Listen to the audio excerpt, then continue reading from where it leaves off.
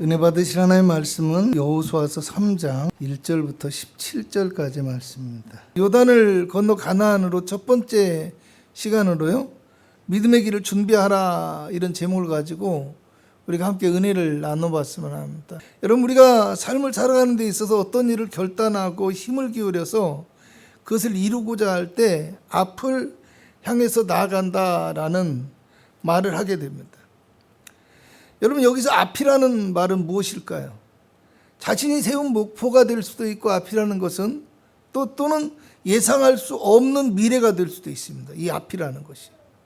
이제 자신이 세운 목표라는 것은 어떤 것일까요? 뚜렷한 목적의식을 가지고 하고자 하는 어떤 일이나 또는 일의 성취에 대한 어떤 분명한 수치가 존재하는 것, 이런 것들을 세운 목표라고, 앞이라고 할 수 있어요. 그래서 공부를 하는 학생이 내가 영어 성적을 이번 학기에 10점까지 올리겠다, 이런 목표를 갖거나요?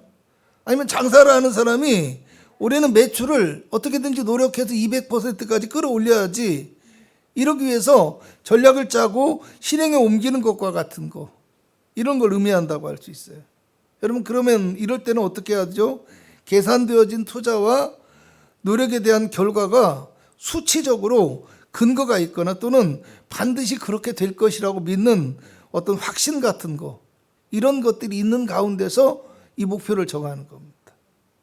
또 예상할 수 없는 미래라는 것은 어떤 것이냐면, 결과를 예측할 수 없고 실패할 수 있는 위험이 있고, 또 성공할 수 있다는 확신이 부족한 불확실성이라는 것이 존재하는 것을 의미합니다.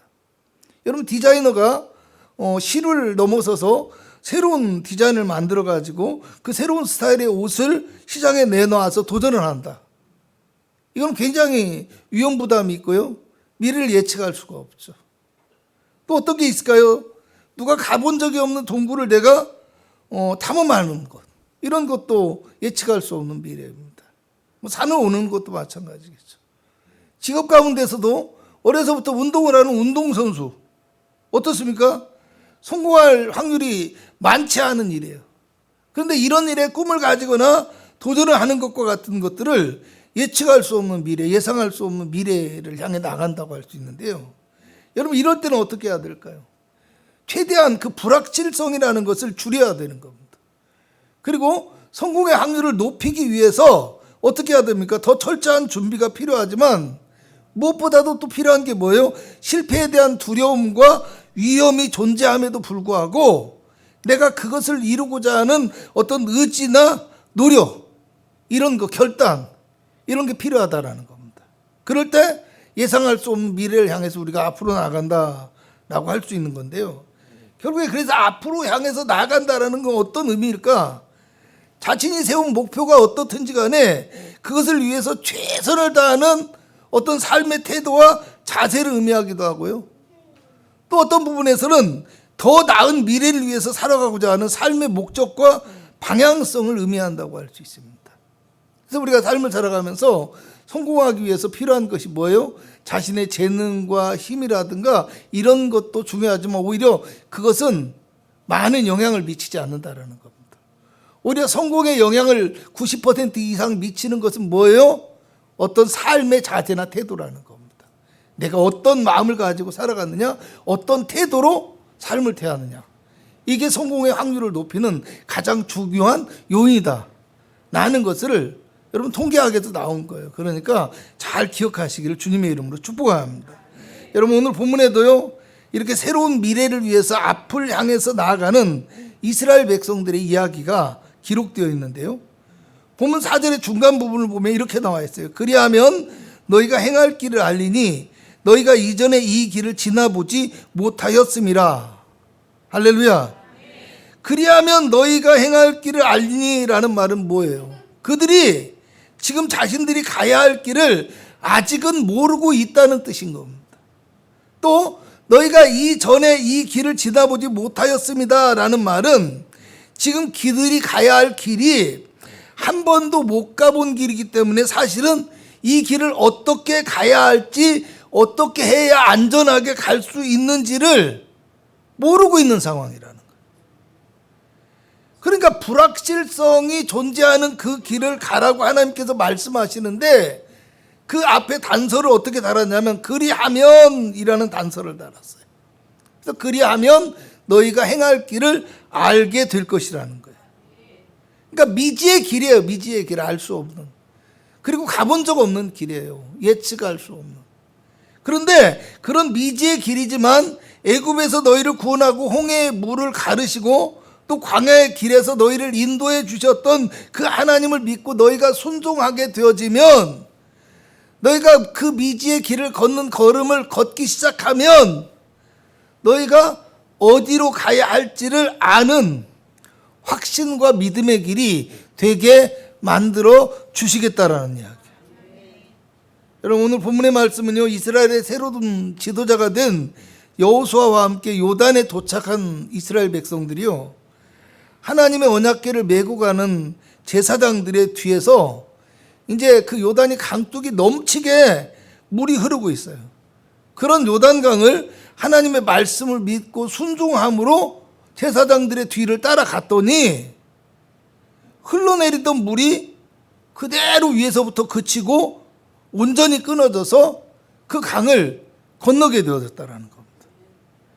본문의 마지막 절인 17절을 보면 어떻게 나왔냐면, 여호와의 언약궤를 맨 제사장들은 요단 가운데 마른 땅에 굳게 섰고 그 모든 백성이 요단을 건너기를 마칠 때까지 모든 이스라엘은 그 마른 땅으로 건너갔더라. 우기에 물이 철철 흐르던 그 땅이 비가 그쳐서 또 물이 그쳐서 마른 땅이 되어져 버렸다는 거예요. 그리고 백성들이 신발도 적시지 않고 마른 땅을 건너갔다라는 거예요. 여러분, 사람의 상식으로는 이해할 수 없어요. 인간적인 노력과 힘으로는 절대로 할 수 없는 신기한 역사가 오늘 그들 가운데 나타났더라는 겁니다. 그리고 그로 인해서 이스라엘 백성들은 안전하게 요단강을 건너서 가나안 땅으로 들어가게 되었다라는 말이 오늘의 이야기라는 거예요. 여러분, 여호수아서는 어떤 책입니까? 출애굽한 이스라엘 백성들이 광야에 40년의 세월이 지나고 약속의 땅 가나안에 들어가게 되는 언약의 성취에 대한 이야기입니다. 하나님의 언약이 그들 가운데 이루어지는 순간이요, 아브라함과 이삭과 야곱과 또 나중에 모세에게 언약해 주신 그 언약이 성취되어지는 거예요. 또 하나님의 군대가 되어진 이스라엘이 가나안의 거민들을 물리치고 그 땅을 차지하게 되는 가나안 정복 전쟁에 대한 이야기라는 겁니다. 여러분, 특별히 본문의 요단강을 건너게 되는 이야기가 왜 여호수아에서 이렇게 중요할까? 여호수아서 1장 2절을 보면 하나님께서 여호수아에게 주신 첫 번째 명령이 뭐냐? 이제 너는 이 모든 백성과 더불어 일어나 이 요단을 건너 내가 그들 곧 이스라엘 자손에게 주는 그 땅으로 가라는 말씀이었기 때문에, 약속의 땅인 가나안에 들어가기 위해서는 반드시 이 요단강을 건너야 했다는 말입니다. 왜 제가 반드시라는 이야기를 하고 있을까요? 여러분, 대답은 간단해요. 하나님께서 그곳으로 인도하셨기 때문에 우리가 반드시 그곳으로 가야 되는 거예요. 여기서 우리가 분명히 알아야 될 건 뭐예요? 하나님의 약속의 땅을 얻을 수 있는 유일하고도 최선의 방법은 뭐예요? 그 약속에 대한 믿음과 그 약속의 말씀을 순종하는 것이라는 거예요. 여러분, 이스라엘 백성들이 요단을 건너게 된 것은요, 복음적인 측면에서도 너무나 중요한 의미를 가지고 있는데요, 4장 23절을 보면 여호수아가 너희 하나님 여호와께서 요단물을 너희 앞에서 마르게 하사 너희를 건너게 하신 것이 너희 하나님 여호와께서 우리 앞에 홍해를 말리시고 우리를 건너게 하신 것과 같았다라고 말씀합니다. 홍해를 건너게 한 사건, 요단물을 건너게 한 것이 같은 의미와 뜻을 가지고 있고 같은 내용이라는 이야기예요. 같은 역사. 그리고 고린도전서 10장 1절에서 2절을 보면 우리 조상들이 다 구름 아래에 있고 바다 가운데로 지나며 모세에게 속하여 구름과 바다에서 세례를 받았다라고 이야기합니다.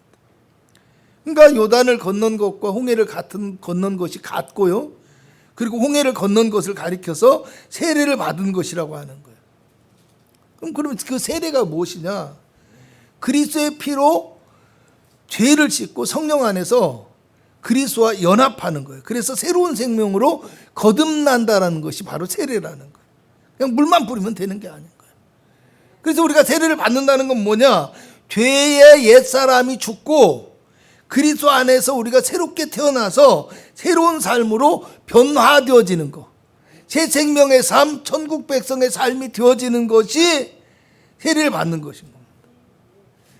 여러분, 홍해를 건너게 된 것은요, 출애굽의 1세대들의 세례라고 한다면 지금 요단을 건너는 것은 출애굽의 2세대들의 세례라고 할 수 있어요. 그리고 그리스도 이름으로 받는 세례는 뭐예요? 모든 믿는 자에게 주시는 하나님의 은혜의 세례인 겁니다. 선물이고요. 여러분, 요한복음 3장 5절에 예수님이 뭐라고 말씀하셔요? 사람이 물과 성령으로 나지 아니하면 하나님의 나라에 들어갈 수 없느니라고 말씀하셨어요. 그러니까 하나님의 언약 가운데 들어가기 위해서 뭐가 필요해요? 거듭남이 필요하다라는 거, 거듭남.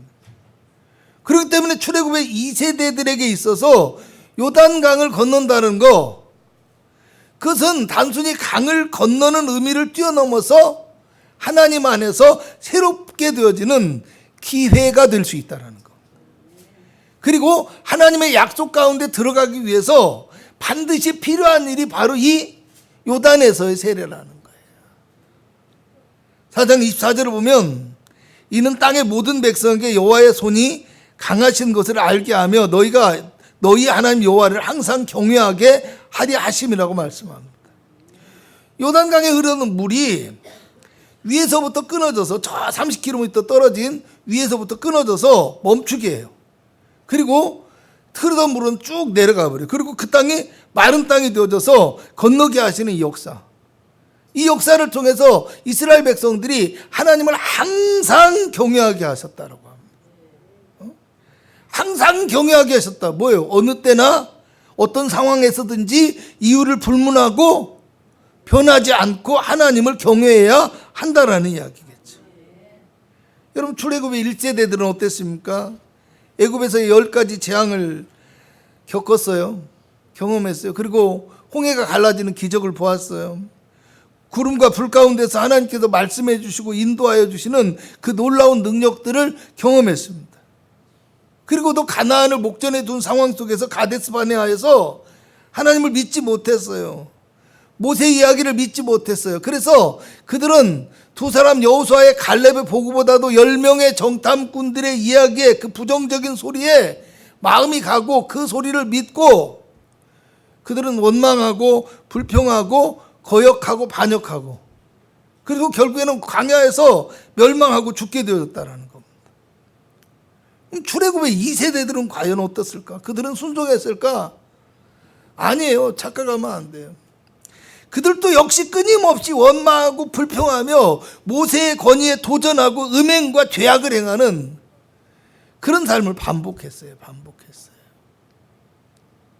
1절을 보면요, 이스라엘 백성들이 시딤에서 떠나 요단에 이르렀다고 하거든요.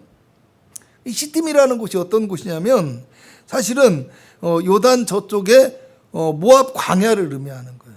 그래서 40년의 광야 생활을 마치고 마지막으로 진을 쳤던 곳이 시딤이에요. 200만의 사람들이 진을 치다 보니까 시딤에서부터 저 아래까지 이렇게 넓게 진을 친 거예요.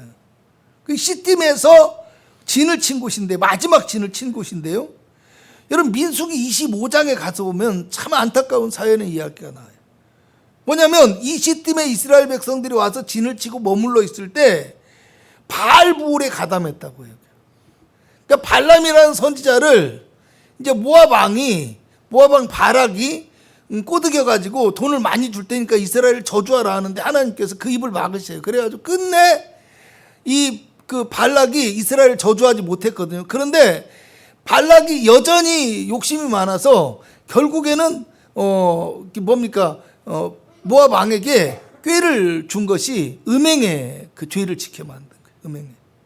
그래서 백성들이 모압 여자들에게 유혹이 되어져서 음행을 하고 그 여자들을 따라서 결국에는 그들의 신들에게 절하는 죄악을 범하게 되었죠.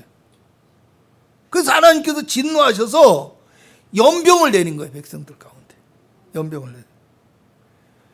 여러분 민수기 25장 9절에서 가면 그 연병으로 죽은 자가 24,000명이었다고 얘기를 해요. 24,000명. 24,000명 결코 작은 수가 아니잖아요. 엄청나게 많은 사람들이 그렇게 하나님 앞에 징계를 받았다라는 거예요. 그 얘기는 뭐예요? 그렇게 많은 사람들이 하나님 앞에 죄를 짓고 하나님을 거역하고 우상을 섬기고 음행을 하는 잘못된 행실을 했다라는 거예요. 11절을 보면 더 신기한 이야기가 나요. 그나마 제사장 아론의 손자인 엘리야살의 아들 비느하스가 아니었으면 그들이 소멸하였을 것이다 라고 얘기해요. 소멸하였을 것이다. 아예 이스라엘 백성들이 다 망했을 것이라는 거예요. 그만큼 많은 백성들이 여전히 죄의 유혹에 약하고 그리고 자기 욕망을 따라 살고 하나님을 쉽게 거역하고 헛된 신을 경배하는 이런 모습을 보이고 있었다라는 겁니다. 광야에서 40년의 방황과 하나님의 인도하심 그런 모든 것들을 경험하고도 그 불신앙의 습성을 버리지 못하고 마지막까지 죄악을 행하고 우상을 섬기는 모습의 사람들이 이들의 모습이었는데요. 그래서 이스라엘 백성들은 어떻게 해야 돼요? 이 요단에서의 세례를 통해서 광야에서의 습관을 벗어버리고 새로운 옷을 입게 되어지는, 그죠? 믿음의 옷을 입게 되어지는 거듭남이 사실은 필요했다라는 겁니다. 예수님께서 물과 성령으로 거듭나라고 하시잖아요. 그죠? 물 세례는 우리가 주님의 백성으로서 그 증표로서 세례를 받는다고 한다면 성령으로 거듭난다라는 건 뭐예요? 우리의 마음의 세례, 영의 세례라는 겁니다. 그저 하나님 따라가서 막 살아가는 그 입술만, 말로만, 이름만 하나님 백성이 아니라 마음과 영으로서 하나님의 백성이 되어져야 된다. 마음과 영으로서 진정 하나님을 따르고 믿는 백성이 되어져야 된다. 이게 요단에서의 세례의 의미라는 겁니다. 여러분 출애굽의 1세대들이 가나안에 들어가지 못한 이유가 무엇이었습니까? 하나님을 믿지 못하고 원망하고 불평하고 애굽으로 돌아가려고 했기 때문이에요. 그럼 그 하나님의 편에서 하나님의 법에 의해서 그렇게 원망하고 불평했기 때문에 떠나가는 거예요. 근데 그전에는 원망하고 불평하지 않았어요? 그전에는 거역하지 않았어요? 그전에는 애굽으로 돌아가는 게 낫겠다고 하지 않았어요? 했어요. 근데 왜 그 광야의 마지막 길에서 가나안을 목전에 두고서 올라가서 취하려고 하셨던 그 하나님께서 다시 내려와서 너희는 자격 없다, 너희는 들어갈 수 없다, 40년을 방황해라 하고 광야길로 돌렸나라는 거예요. 무슨 얘기예요? 그런 믿음을 가지고는 들어갈 자격도 없고 들어갈 능력도 없다라는 겁니다. 왜 그럴까요? 생각해 봅니다. 여러분 앞에서 제가 이스라엘 백성들이 가나안에 들어가는 거, 가나안 입성기가 하나님의 언약의 성취이고 그 다음에는 하나님의 군대인 이스라엘의 가나안 정복 전쟁이다 이렇게 말을 했어요. 신앙적인 측면에서는 하나님의 언약이 성취되어지는 거예요. 가나안이 들어가는 게. 자, 신앙생활의 측면, 우리의 실천적인 측면에서는 우리가 하나님의 군대가 되어져서 가나안을 정복해 나가는 믿음의 싸움을 싸우는 전쟁이에요. 전쟁. 여러분 하나님은 언약을 이루어 주시는 거지만 우리는 하나님의 군대가 되어져야 돼요. 근데 문제는 이 군대는 무장도 아니에요. 무장도 하나님이 해주시는 거예요. 할렐루야. 뭘 하나님이 해주신다고요? 그죠? 무장도 하나님께서 하시고 전쟁도 뭐요? 이 전쟁은 나에게 속한 것이다. 전쟁도 하나님께서 하시고. 그럼 우리는 뭐요? 오직 믿음의 무기를 가지고 순종함으로 싸움에서 이길 수가 있다라는 거예요. 그걸 기도함으로 하고 바꿀 수도 있겠죠. 네?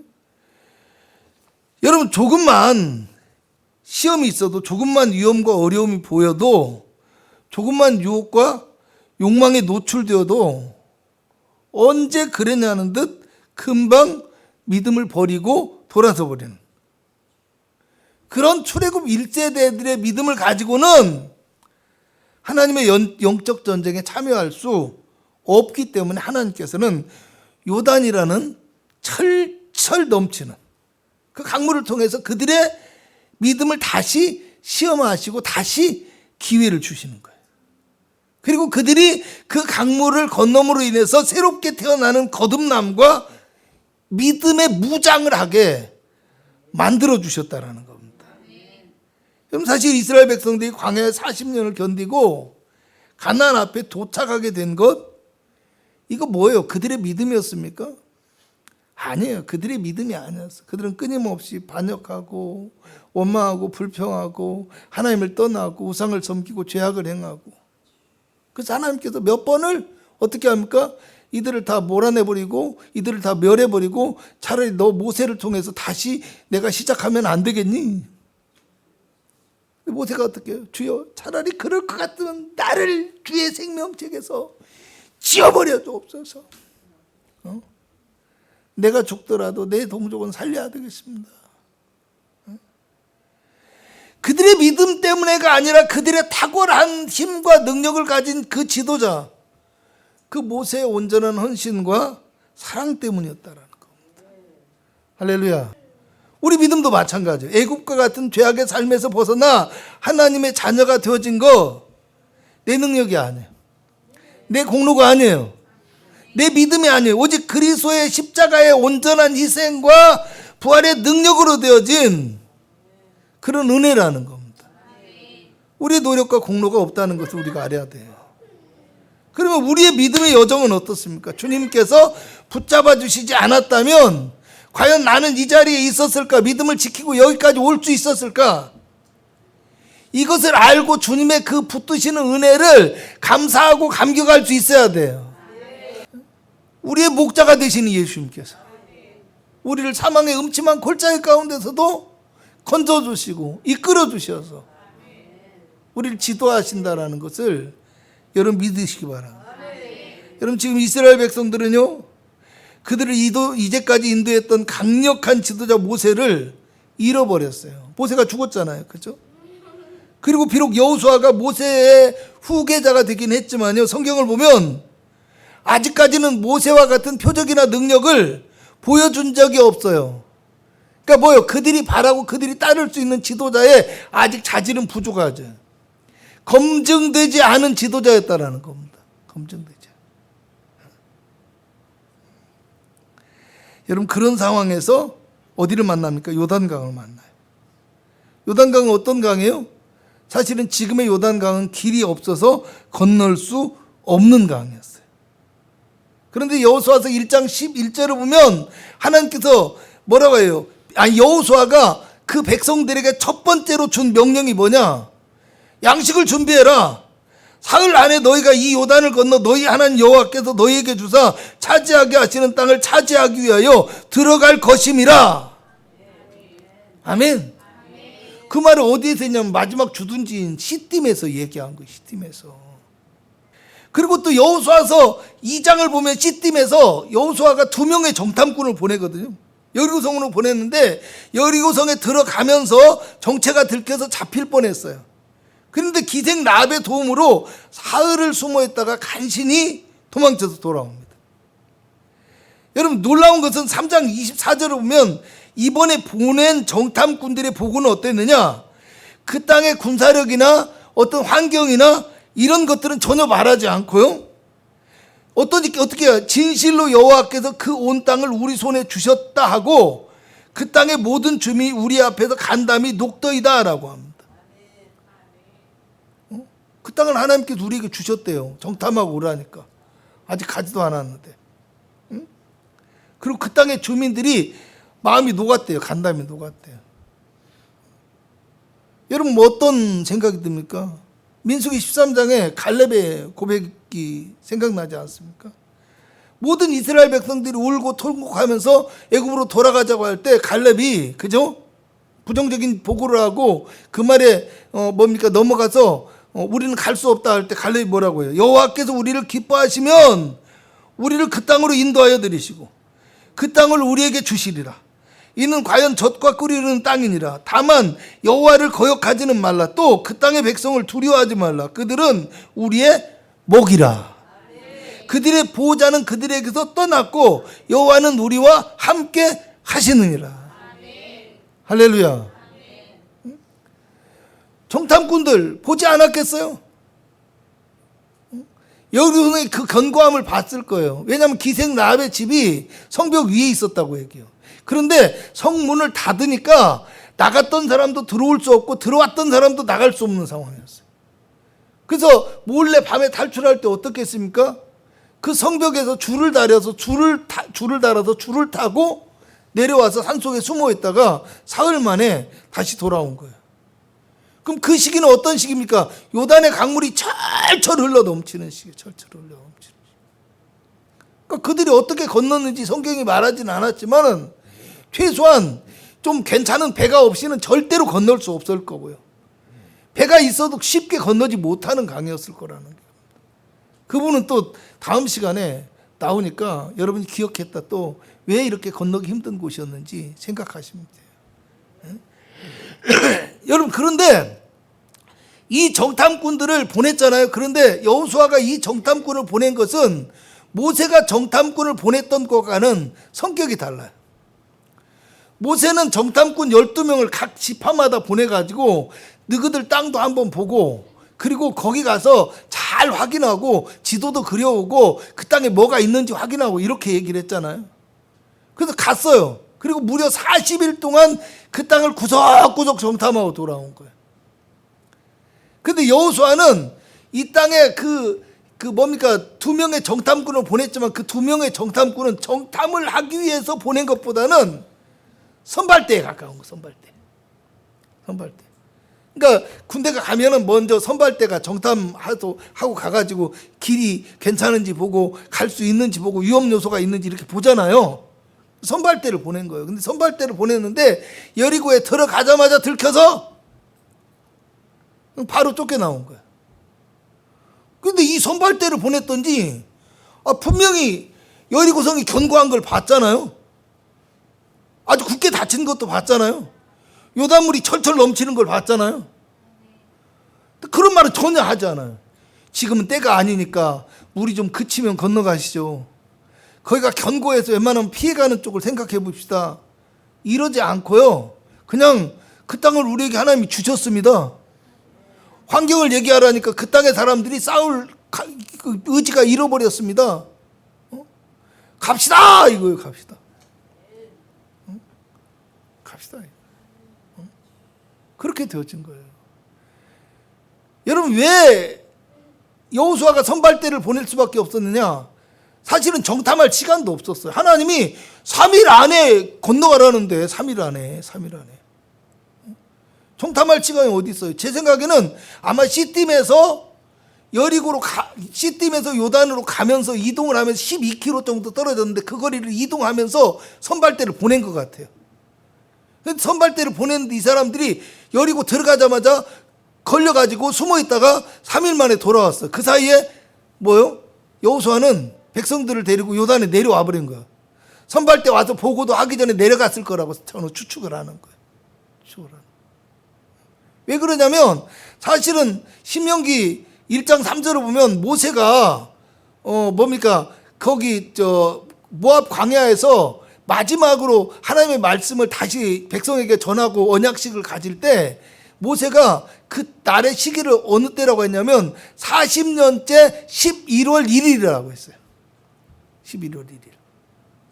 언약식을 하고 또 말씀을 가르치고 하는데 꽤 시간이 걸렸을 거 아니에요. 근데 그 언약식을 하고 난 다음에 모세가 죽었어요. 죽었는데 모세가 죽고 난 다음에 이스라엘 백성들이 30일을 애국했다고요. 30일을 애국. 그러니까 그 30일을 애국하고 지금 이스라엘 백성들이 그 땅을 건너는 시기는 그 건너고 난 다음에 조금 있다가 한 열흘 정도 지나고 난 다음에 유월절이 있었거든요. 유월절이. 왜냐하면 할례를 받고 낫기를 기다렸다가 유월절을 보냈으니까 꽤 시간이 걸린 거예요. 유월절은 이스라엘에서 새해 첫 해를 의미하기도 하지만은 유월절은 우리 날로 보면은 태양력으로 한 3, 4월 정도. 3, 4월 정도예요. 그러니까 모세를 위해서 30일을 애곡했죠. 뭐 할례 받고 뭐 했죠. 그러니까 사실은 정탐꾼을 보낼 시간도 없어요. 모세가 죽고 난 다음에 급박하게 모든 일이 돌아가는 거 하나님이 막 보내시는 거야. 보내시는.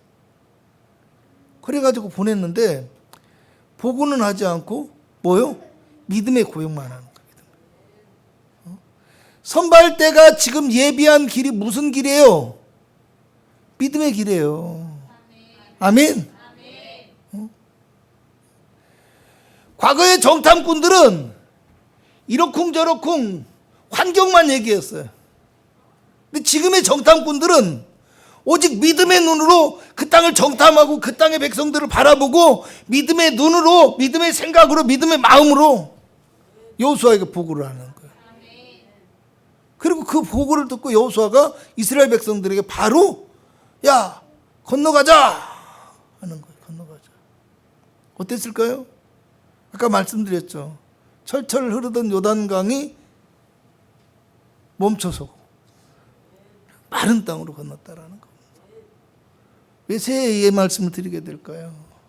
여러분 우리도 어떻게 보면은 다 아는 길이지만 우리가 또 새롭게 걷는 길은 어찌 보면 우리에게 똑같이 미지의 길인 거예요. 알 수 없고 예측할 수 없고 판단할 수 없고 그죠?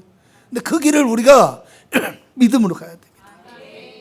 근데 우리가 믿음의 길을 가는 데 있어서 요단이 걸림돌이 되는 거예요. 요단이. 출애굽 1세대들은요 요단에서 어떻게 했습니까? 그냥 또 원망하고 홍해에서 어떻게 했습니까? 원망하고 불평했어요. 근데 출애굽 2세대들은 요단에서 여호수아의 말을 듣고 하나님의 명령에 따라서 어떻게 하면 그 요단을 건넜다라는 겁니다. 우리에게도 그런 요단이 존재할 수 있어요. 할렐루야. 우리가 믿음 안에서 믿음의 길을 가지 못하게 하고 믿음의 축복을 받지 못하게 하는 그 요단과 같은 것들이 있을 수 있어요. 가정이 될 수도 있고 사업장이 될 수도 있고 내 욕망이 될 수도 있고 세상을 향한 어떤 의지가 되어질 수도 있고요. 우리가 그 요단이 있을 수 있다는 겁니다. 우리가 그 요단을 건너서 그 미지의 세계를 믿음의 확신을 가지고 갈 수 있는 그런 성도가 되어야 된다는 거예요. 그 요단을 건너가기 위해서 뭐가 준비해야 돼요? 믿음이 준비돼야 되는 거예요. 우리 믿음. 우리가 새해에 우리 믿음을 다시 한번 결단하실 수 있기를 주님의 이름으로 축복합니다. 그래서 우리 믿음이 철철 흐르는 요단 강물 앞에서도 그리고 견고한 여리고성 앞에서도 무너지지 않고 그죠? 뒤로 물러서지 않고 앞을 향해서 미래를 향해서 그죠? 소망과 목표를 향해서 나아갈 수 있는 그런 능력 있는 거룩한 믿음 되어지시기를 주님의 이름으로 축복합니다.